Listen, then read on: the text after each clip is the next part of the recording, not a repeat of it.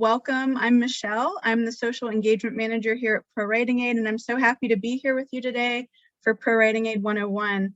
As we move through the training today, feel free to add your questions using the Q&A button at the bottom of your screen. As you can see, the chat fills up very quickly. And while the chat box is great for regular conversation, if you have a question specific for the session today that you would like Chris or myself to answer, please utilize the Q&A so that we do not miss it. And I will be keeping an eye on the Q&A throughout the presentation, so I will try my best to answer as many questions as I can as we go as well. So on the slide here, you can see a list of everything we're going to try to cover today. If there's anything specific that's not on the list that you want us to cover, just add it with the Q&A button, and we will do our best to get to it. We're going to be doing most of the demonstration on our web editor, but later on we can have a look at the integrations for Microsoft Word, Google Docs, Chrome, Scrivener, or any others. They all work in a similar way with similar features, but have some small differences. So let us know if you have specific integrations that you want us to look at or specific questions about how they work. And now I'm going to introduce Chris Banks, our founder and CEO. So Chris, go ahead and tell everybody how ProWritingAid started. Hi, Michelle. Thanks a lot. And thanks for the intro. So I think I started ProWritingAid because I was having problems with my own writing. So I had become a good academic writer, or reasonable academic writer at university, using the feedback that I got from my professors. And then I'd gone into the business world, and I just so remember the look on my boss's face, the first report that I handed in, and he was just like, this is not how you write in the business world. And I suddenly realized that business writing is completely different from academic writing, because in academia, you're writing to show that you have knowledge that your professors already have. And so you're just trying to sound clever, and you're trying to use analytical phrases and show that you've done all of the research and you've thought about the problem and you've come up with like some good thoughts on it. Whereas in business, often usually you're writing to share knowledge, and the person you're writing for doesn't know what you're going to say. And so your writing has to be much simpler and much easier to understand and much clearer. Luckily, I had a really great boss, and he was very understanding. He didn't fire me straight away. And actually spent several years helping me to improve my writing, to the point where I then ended up writing research. So writing was my full-time job. And that was around the point when I then decided I wanted to write a novel. And I realized again that creative writing is completely different from business writing. Right? And there was a whole bunch of more stuff that I had to learn, and a whole bunch more rules. But at this time, I didn't have a professor, I didn't have a boss. All I had was books and the internet, and a lot of information that I found really difficult to remember and to apply to my own work. And I just felt like I was wasting a huge amount of time. But then I realized that actually I had the knowledge. I had like this background in data analysis and software, and also writing, so I could create something that would help me be my kind of writing companion and sit there and help me become a better writer in the creative writing space. And so that was how ProWritingAid began. It began just as something for me to help me, but I very quickly realized that this was a problem that lots of people had, not just in creative writing, but also in business and academia. And I'd been through that problem 3 times now and overcome it, so I could create something that would help people in all of those situations. And so the real key aim of ProWritingAid was 3 aims, one of which is to save you time, the next of which is to save you money, but the third of which is to really help build your confidence in your writing, and to just be there helping you to remember all of those things that you probably learned in school or college or in the business world, but then have probably instantly forgotten, like I did. Just to be there to remind you of all of those and to help you learn and become a better writer.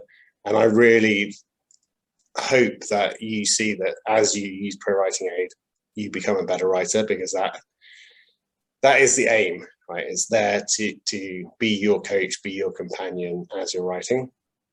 So, I mean, as Michelle said, we're going to start with a demo of the web editor. Let me share my screen. So this is our web editor. We also, as Michelle alluded, have plugins for Google Docs. We have a desktop app that works with Scrivener, plugins for Microsoft Office. Our desktop app also works with things like Final Draft and OpenOffice.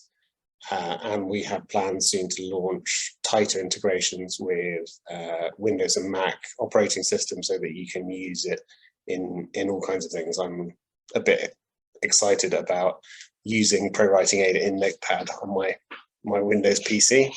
For some strange reasons, I really like it. But yes, we'll start with the web editor. As I say, right, one of the key aims of ProWritingAid is to save you time. So we'll start by showing you the best way to upload a document into ProWritingAid so that you don't end up wasting a lot of time. So most people's natural inclination is just to paste in something that they've been writing somewhere else. That's actually not the best way to start, because often when you take something from one word processor and you paste it into a website, the browser does a lot of kind of hacking with all of your fonts and things to make it appear in the browser. And that can change all of your fonts. And then when you go back into your word processor, that process happens again, and you can end up losing a lot of your formatting, etc. So the best way is to actually upload a document, which you can do with this upload a document button here, or you can go to the menu here in the top left, and you can see there's an upload option in the menu. You can upload that document from your laptop or desktop. I'll just use this one. So the benefit of uploading a document is that once you've uploaded it, what we do is we save the original document so that when you then make all of your changes, what we do is we apply those changes directly to the original document, and then you can download that original document. And that original document will then have all of the formatting from your document preserved, so you haven't lost anything, but obviously with all of the changes that you have made in the web editor applied to that document. So the end result is you have a document that was formatted exactly as you started, without any loss of formatting, which can cause you a huge amount of wasted time and energy. So you can see here my document has been uploaded. When I want to download it again or export it, I just click on this export and it will download it to my desktop, and I can save this to our servers. So once you saved it, you can then access it from wherever you are. So you can access it from, work or home or a friend's house. So you can see immediately when the document's loaded up, you get various highlights within this document. So we have red highlights, which, as you can probably guess, are spelling. We have purple, which are passive voice. We have yellow, which are style suggestions. And we have blue, which is grammar suggestions. And so you can either work through your document for these things by just hovering over them here, or if you go to this improvements tab in the sidebar, you get a list of all of the issues in your document, all of the suggestions, and you can just work through them one by one. So I think different people like to approach it in different ways. An important thing as well is this document type that you can see here. So I've set this to historical fiction. We actually have a very wide range of document types. And what we do is, if you think about it, for a document, the success of the document depends on it meeting the expectations of its reader. And I think what a lot of people struggle with is thinking through the mind of the reader of their document to understand what the reader is looking for in that document. And so what we do is, for each document type, we give you different feedback and we benchmark you against other documents within that genre. So for instance, in creative writing, we have lots of different genres like fantasy, children, horror, mystery, science fiction, etc. And when we give you feedback about your average sentence length or your readability or your use of adverbs, for instance, we benchmark it against documents in that genre because there's differences in what people expect in different genres. So for instance, romance writing tends to have shorter sentences than, for instance, historical fiction. So it's important for you to set this document type first, because that will mean that you get the best feedback for what you're writing. And as you can see, there's a wide range of different document types in different categories, writing styles, so like business, academic, etc. So that document type will then change these goals. So the goals that you see here in the sidebar are things that basically the ingredients of a good document. So you can see ones where I'm doing really well, which are the green ones, and ones where there's room for improvement, which are the orange ones. And if I don't know what a goal means, then I can click on this little orange button here, and that will give me a detailed explanation of exactly what is this goal, why is it important, and how can I achieve this goal.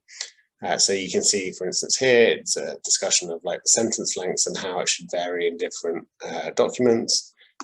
Readability, for instance, gives me a definition of what readability grade I should be looking for and how to improve my score in readability.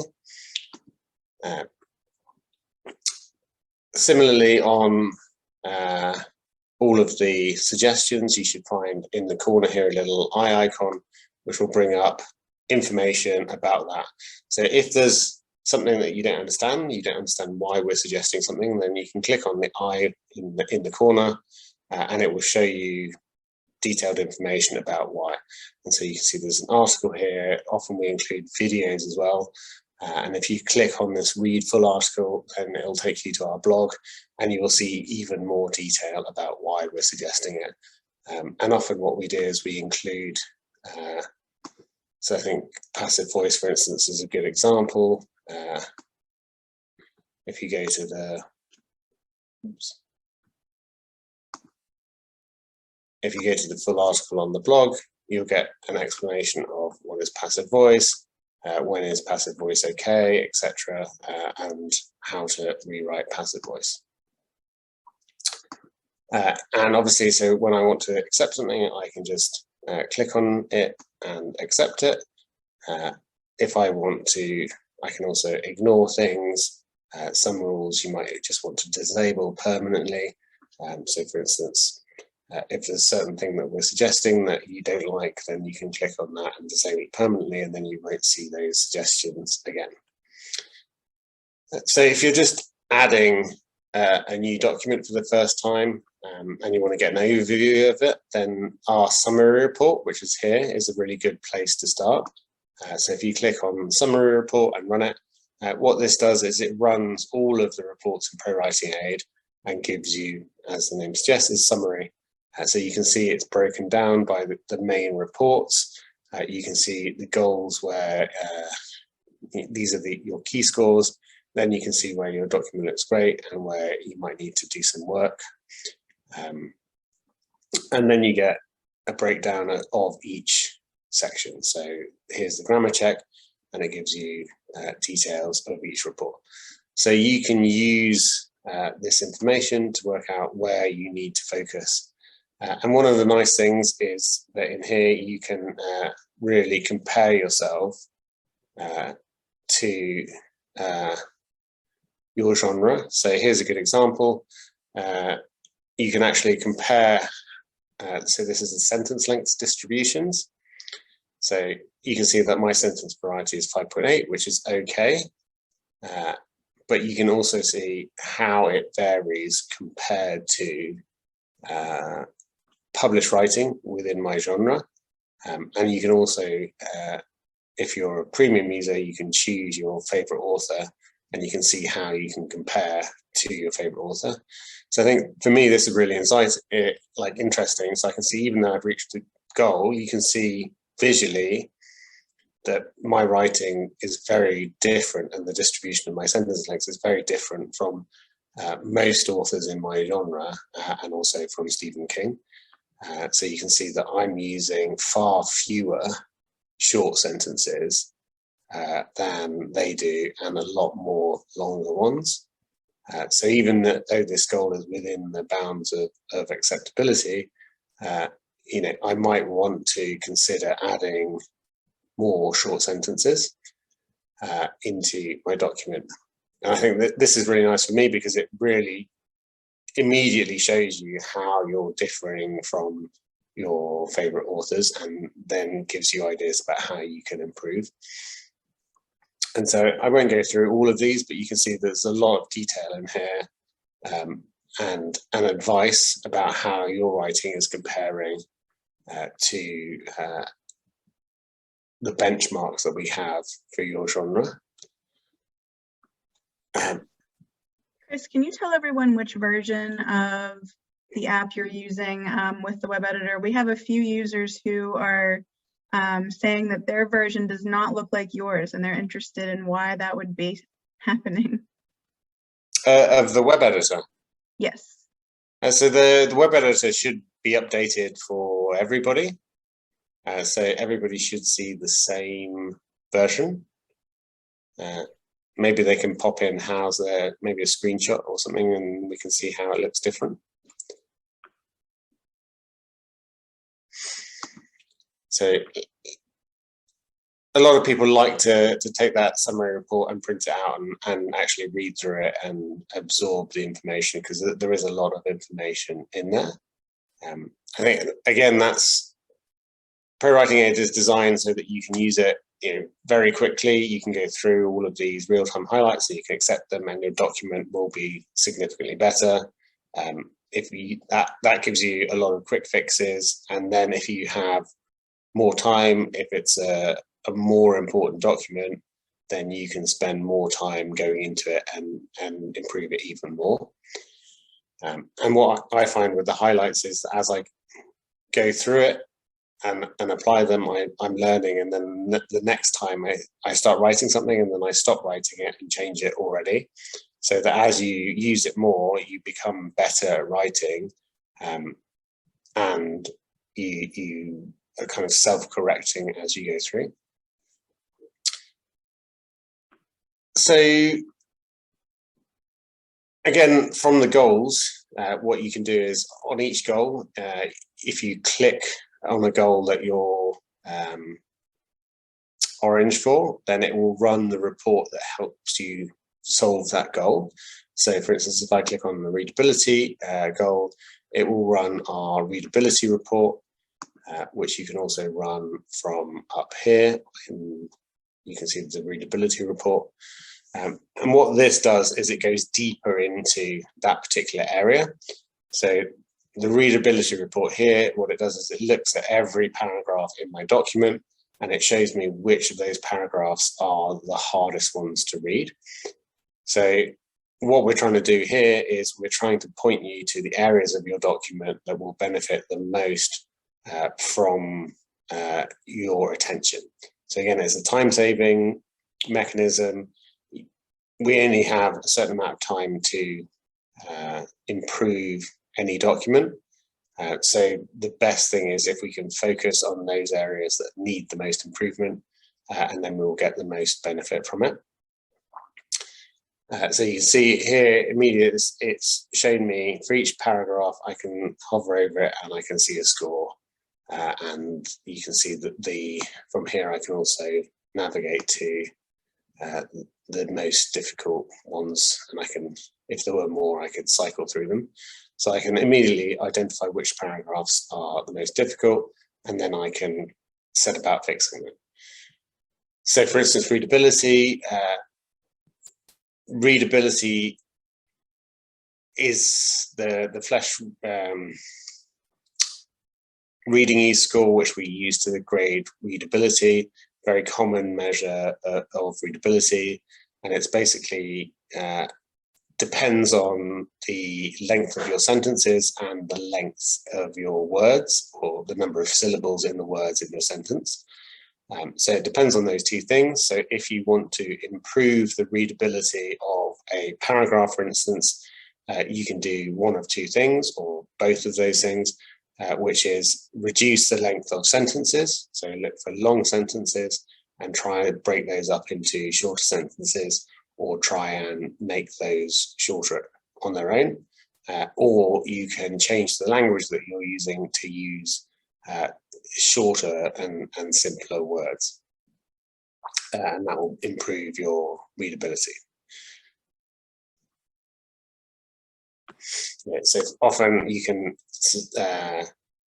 reduce sentence length just by breaking it up at ands, when, for instance, you have and followed by a pronoun here, and then that will immediately start to make it easier.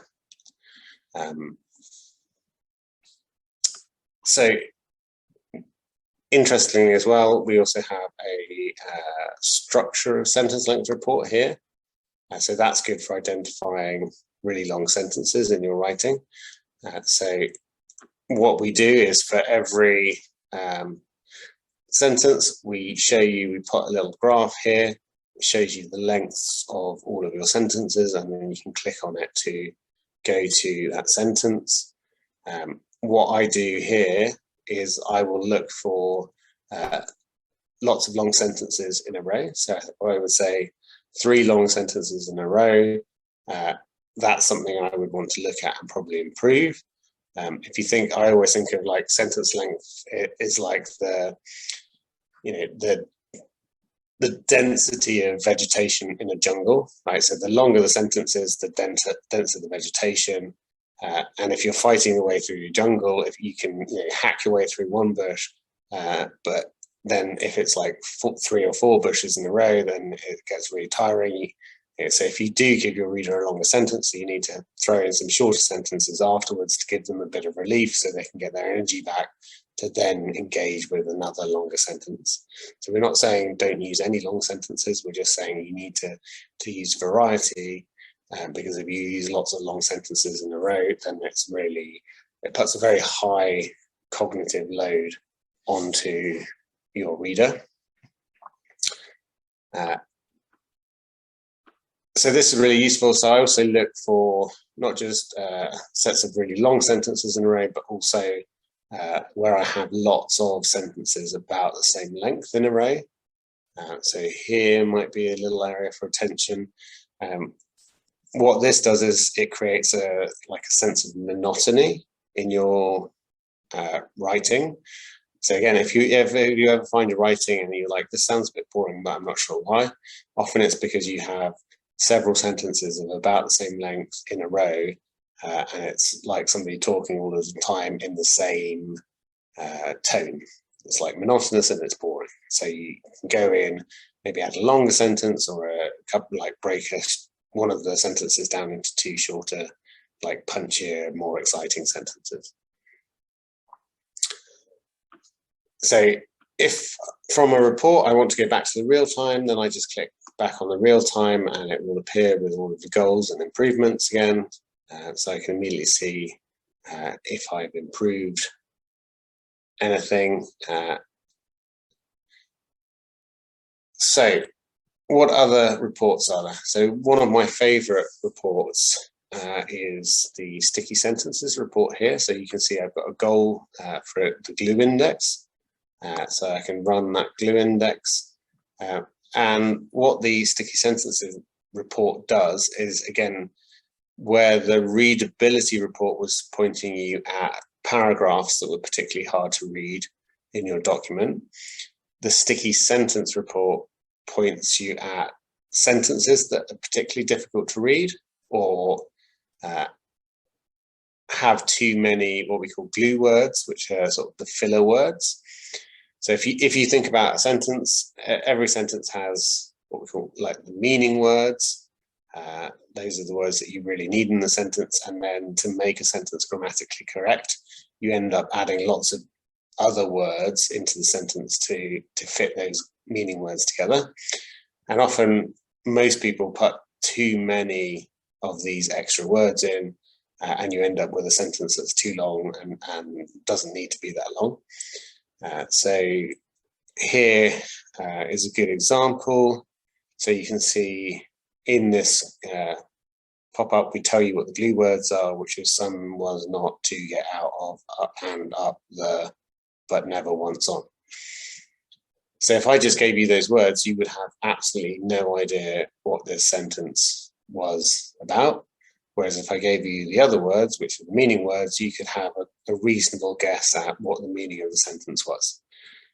So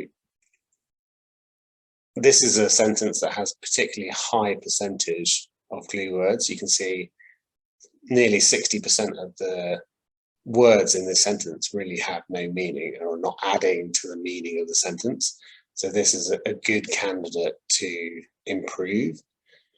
I think different people have different approaches to improving sticky sentences.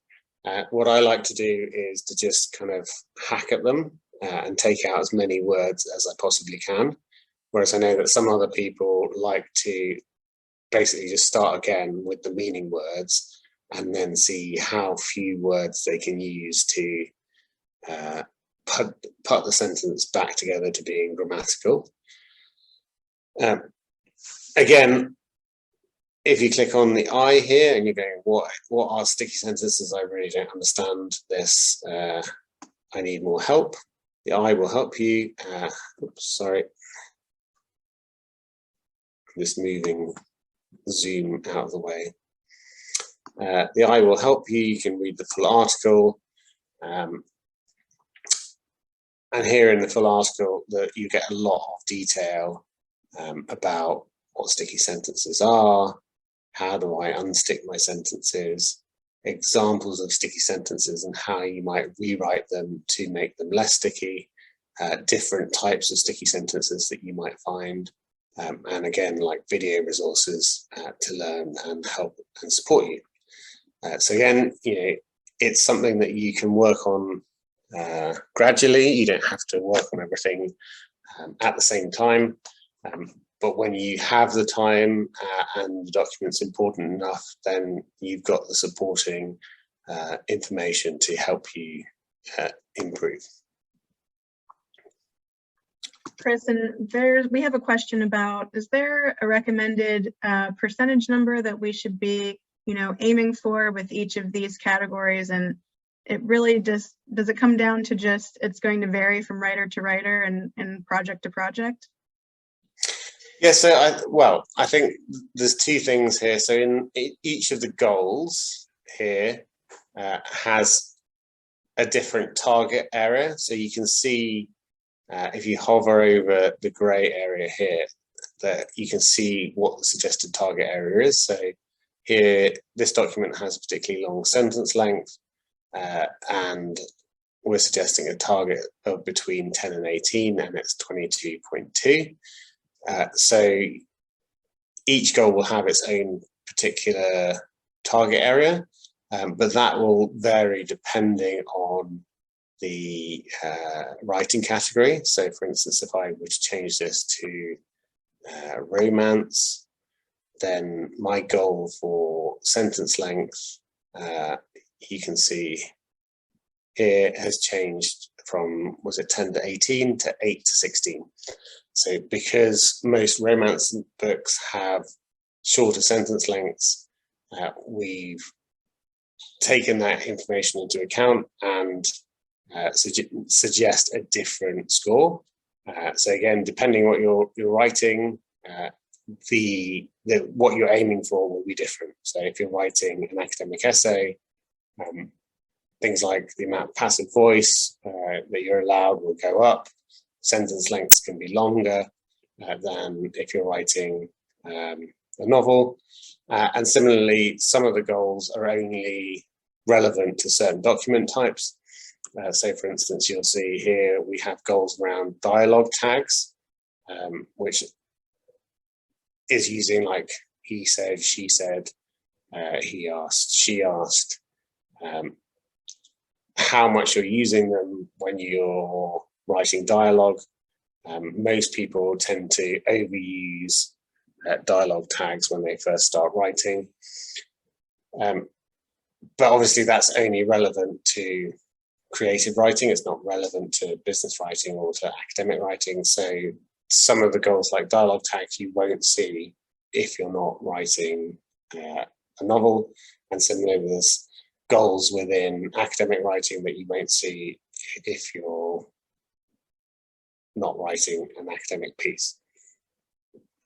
So yeah, we really vary the benchmarks depending on what you're writing, because your audience will expect different things.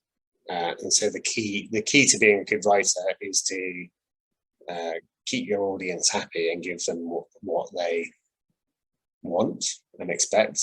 Does that answer the question? Yes, thank you. Good. So a lot of the reports are aimed at supporting the goals that are here and helping you to improve. But we do have some reports which are very much tools to help you find issues in your writing or to improve your writing. So one of my favorite ones is the Thesaurus Report. So I think most writers own a thesaurus and use a thesaurus. And the reason that you use it is because when you're writing, you're in this state of flow and you just want to get your ideas down the page as quickly as possible. You don't have the time to go through your writing and to think of like the perfect word to use. That's for the next phase, which is the editing phase. And we really recommend that people keep those two phases separate, because one is a state of flow. I just need to get my ideas down on the page and get a first draft. That's the writing phase. And then afterwards you have the editing phase, which is where you go through what you wrote and you improve it and you find those perfect words. And there's a quote I really like about editing, that when you're writing your first draft, all you're doing is you're piling up sand so that later then you can build castles from that sand. And I really like that analogy. But one of those things is going through and improving the language that you're using, and most writers use a thesaurus for that. So they go through and they'll look up a word and go, is there a better word that I can be using? What we're doing with our Thesaurus report is we're automating that process. So we go through your text and we look at every noun, verb, adjective, and adverb in your text. And we say, is there a synonym for this that fits the context that you've got in your writing? And then we suggest only the synonyms that might fit that context. So we won't always be right, but it's a quick way of being able to go through. Let me find a good one.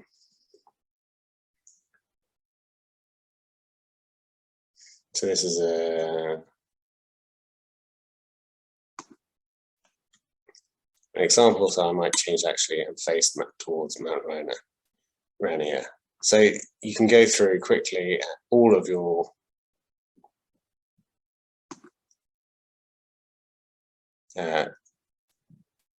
document, and you can look at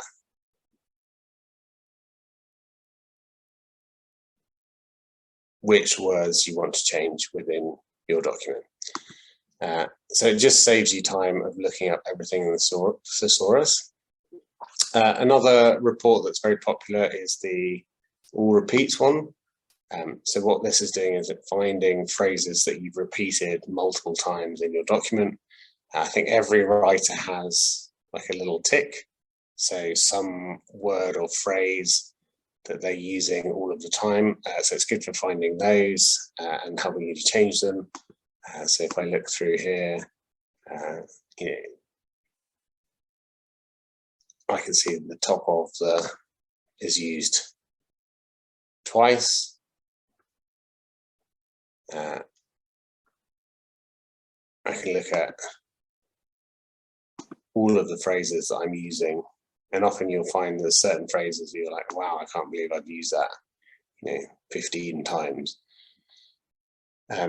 It's also really good for finding places where you, for instance, often like copy and paste things and leave two versions of like entire sentences in a document, and it's very hard for you to, as an individual, to find those.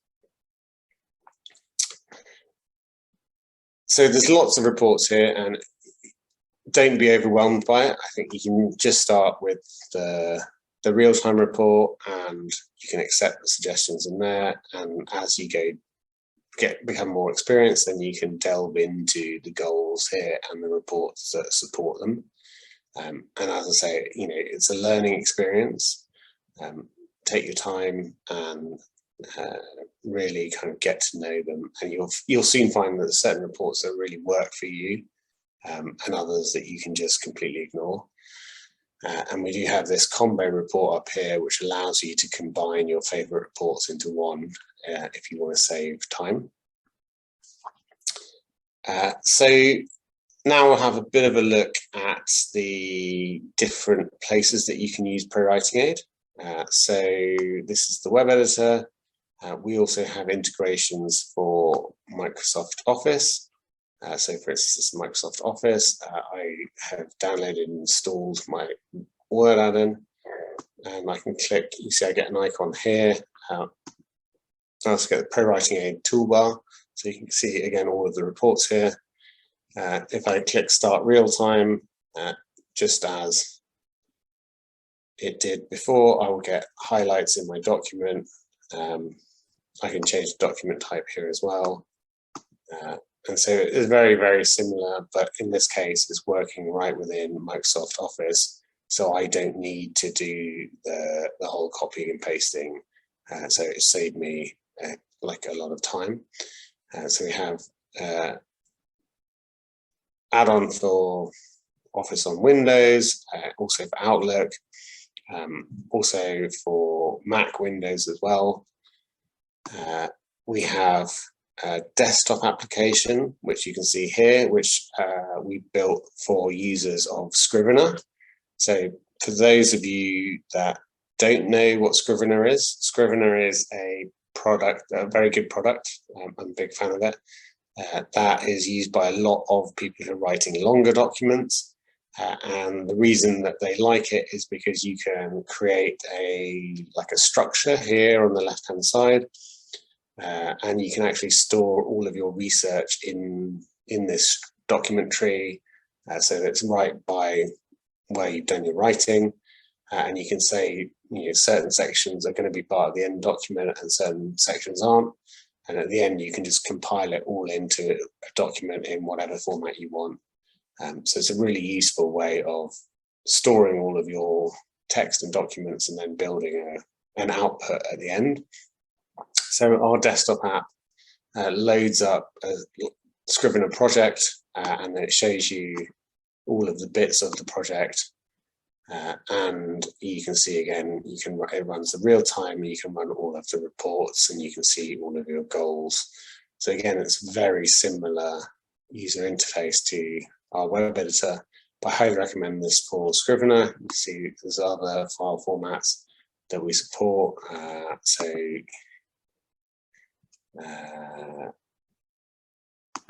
You can see we support text and HTML, rich text, Markdown, Final Draft for people who are writing scripts as well.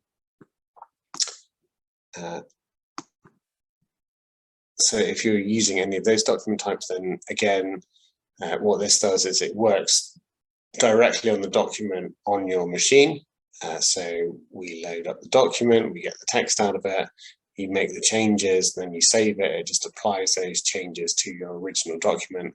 So any formatting that you had will be maintained and you won't lose it. We also plug into Google Docs. So we have a Chrome extension, which you can find in the Google Chrome store. So you can see in the Chrome Web Store, we've got our products. You can see lots and lots of reviews that you can read about it. And this will mean that you can then use ProWritingAid wherever you're writing. It will plug into Google Docs, it will plug into Gmail, it plugs into Twitter. So you can see, for instance, here I'm writing a tweet and it will give me feedback and I can make corrections before I post it. We also have a similar extension to this that works in Safari, in Edge, and in Firefox. So again, wherever you're writing, ProWritingAid can be there to help you.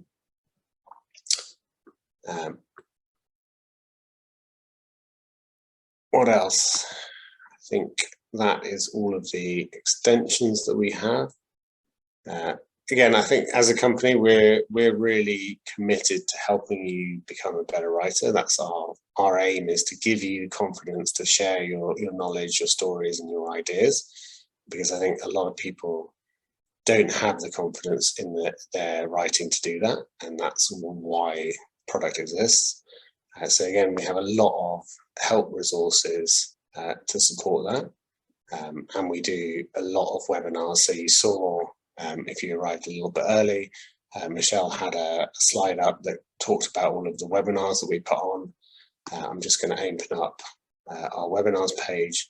So we run, apart from this webinar, obviously, this is the current one, we have loads of different webinars looking at different aspects of writing and helping you to improve, and they're all absolutely free. So we have a monthly book doctor one webinar. We've got ProWritingAid for Business. We talk to editors. We have monthly write-ins where you can write with other writers. A whole long list of webinars that you can attend. We also have, if you go to the Learn menu here, we have a grammar guide, which is full of articles about different aspects of grammar. Again, all there to help you improve your skills. Again, we have a blog where we have, again, a huge number of articles broken down into different categories where you can read about different aspects of writing, how to use ProWritingAid in the classroom. There's a lot of articles about how to use ProWritingAid.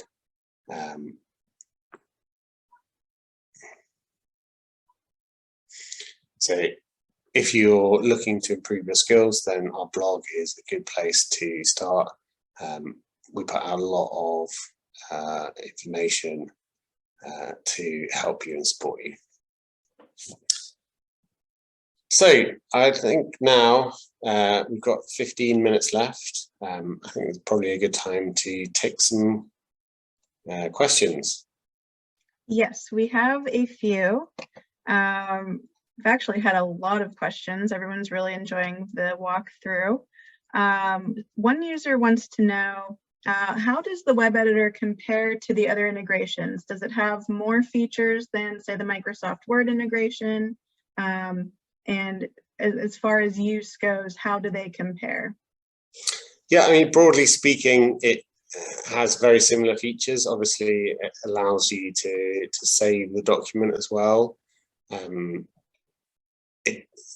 It's not going to replace Microsoft Word if Microsoft Word is your favorite text editor, and we're not trying to replace Microsoft Word. That's why we have integrations into Microsoft Word. I think we realized that people love to write in loads of different places. You know, some people like really minimalist Zen writing environments, and other people like ones with all the bells and whistles. We're not going to dictate to you where you write. We want to integrate into as many different places as possible and give people a similar experience all over the place. So wherever we can, we try and make it as similar as possible. Sometimes with the integrations, there's some kind of technical restrictions on them, which means that we have to implement it slightly differently, but wherever we can, we try and implement it exactly the same. So, and often people use multiple integrations, right? They'll use the Chrome extension and they'll use the Word add-in and maybe even the desktop app as well. We have a user, Marie Austin, who asks about writing multi-genre text. So if she's writing an historical mystery, whenever she's going to select her category, how would you best recommend, dealing with both mystery and historical genres whenever running reports and different things? Yeah, that's a good question. I think even when you're writing something that's multi-genre, there's probably a dominant genre within it.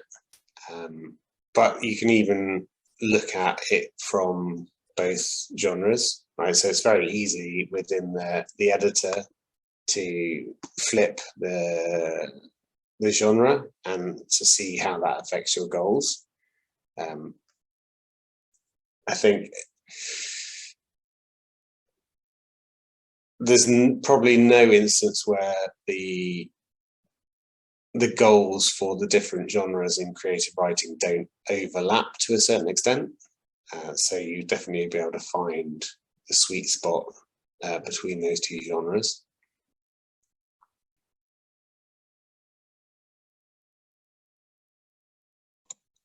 Thank you. We have a couple of questions about ignoring suggestions. So whenever a user is going to ignore or delete a suggestion, does it remove that rule permanently or just for the piece of writing that they are working with? That's a good question. So ignore is just for that particular instance here. So that would be just this instance in this paragraph in this document. Yeah, and then disable rule means for all similar instances of this in all documents. So that's much more lethal.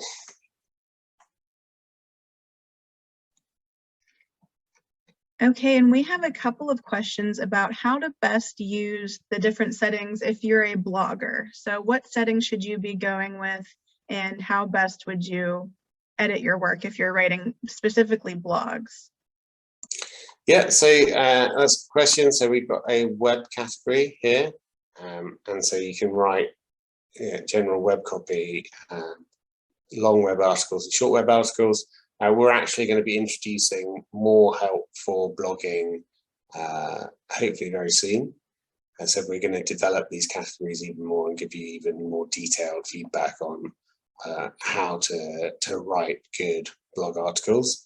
I think for us, it's something we as a company put out a huge amount of content, and we have a team of writers within the company that are writing, and we want to help bloggers write better articles.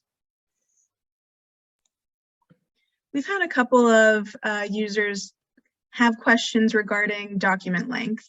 Would you be able to touch on a little bit with the suggested document length and how users can utilize the chapter bar feature to help with this? Yeah, of course. That's a good question, actually. I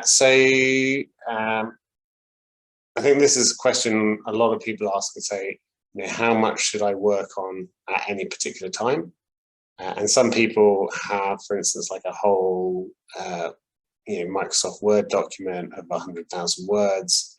And they're like, well, how can I work on all of this at one time? And how should I work through it? And some people go, oh, it's ridiculous how long it takes to run this check on 100,000 words. So I would say, realistically, you're not going to be able to edit 100,000 words in one sitting. So you need to work through your document in parts if you have got a big document. So we generally recommend that you work through like a chapter or a few chapters at a time. And then there's two different approaches. Some people really like to work on everything at the same time, and other people like to work on a longer piece but work on a specific thing. So for instance, some people might say, okay, well, today is my day for working on adverbs, and I'm going to work through 10 chapters of my book, and all I'm going to do is remove adverbs and replace them with stronger verbs. Some people really like that because you can get into a groove where it just becomes easier because you're just doing the same thing over and over again, whereas other people prefer to have more variety in what they're doing. So it really depends on you as an individual. But I would say, generally speaking, I mean, having one document of 100,000 words is quite unwieldy anyway, and there's lots of software out there that will just combine documents into one document at the end. Or you can use, for instance, Scrivener, which is great for exactly that. So you can then, the great thing about Scrivener is that when you have folders and this directory structure, but if I click on a folder, it shows me all of the sub items in that folder, and therefore I can work on the whole section on its own, right, all together, or I could just go into a subsection of it and work just on that subsection, or I can click on the document and work on the entire document at the same time. So the benefit of Scrivener is that it really allows you to work at different levels of granularity very easily. Yeah, and then, you know, there's a couple of reports that you might want to run at the end on the entire document. So things like the all repeats report is quite useful to run on an entire document, as is the consistency report. We have a user to piggyback off of that question who is asking, if you work on one chapter at a time, what's the best way to make sure that your editing is consistent so that at the end you have a consistent piece of well-edited, writing to send to your editor? Well, I guess it depends what they mean by consistent. So, I mean, the consistency report looks over the whole document, and it's a good way to run that at the end. I think, if you are writing a bigger piece, often people say that they have become a significantly better writer by the end of the editing process than they actually were even at the beginning. And a lot of the time, people end up doing several editing passes on their document because they feel like they can go back now to the beginning and actually make it even better than it was.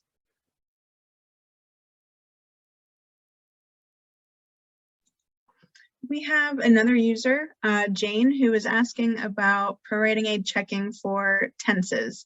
What would be the best report that she could run to make sure that her tenses are consistent?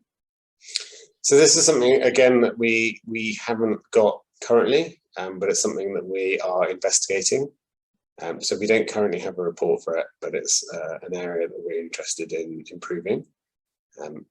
If she has some examples of where she's had struggled with tenses, then if she can send them to our support team, then we will definitely feed that into our development process. We have another user who is a Mac user, and they're wondering if when working on a MacBook, will they be able to access and use the web editor the same way that a user on a Windows computer would be able to? Does the web editor function the same for Mac, basically? Yep. Yeah, so the web editor is exactly the same, regardless of whether you're running it on Mac or Windows. Obviously, the browsers, you might be using Safari on Mac, but it should be exactly the same in Safari as it is in Chrome or Edge or Firefox. And as I say, we have extensions for all of those browsers as well. We have another user who wants to know how you were able to open up that panel on the left. Could you demonstrate that again for us? So this panel here. Yes. Yeah, well, I opened it by just having it preloaded and being sneaky. But yeah, so this is actually a Scrivener project.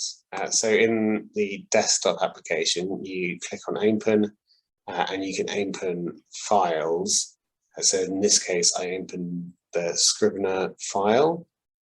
So on Windows, this is a file that's got an ending .scrivex, which is the kind of Scrivener project file. On Mac, it's just called .scriv, and it's this kind of directory that looks like a file. But if you open that up, then what we do is we read the whole project structure from Scrivener, and it opens up this panel. So the answer to getting this panel is to just open a Scrivener project.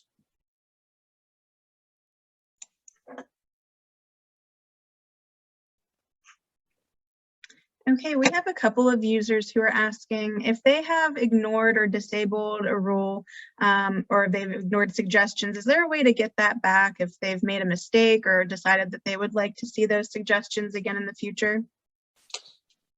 So, well, generally with ignore, it's fairly easy because you can just, well, if you make a change to the surrounding context, then you can generally get the suggestion to come back. Obviously, ignore is just one item. So if you've ignored something, then you can still edit it to change it. For disable rule, we don't currently have a way to bring it back, but that's something that our product team is also considering. Generally, people only disable rules when they are very sure that they want to do that. We still have so many questions left. I apologize if we didn't get to them, but if you have a specific request or if you're troubleshooting, we would love for you to email us at hello@ProWritingAid.com so that we can investigate your specific concern and give it the time that it needs. But we are just about out of time now. Thank you so much, Chris, for the walkthrough. This was great. We received a lot of great feedback in the chat, and it has been a very informative session. I enjoyed it a lot, and thanks to everybody for joining.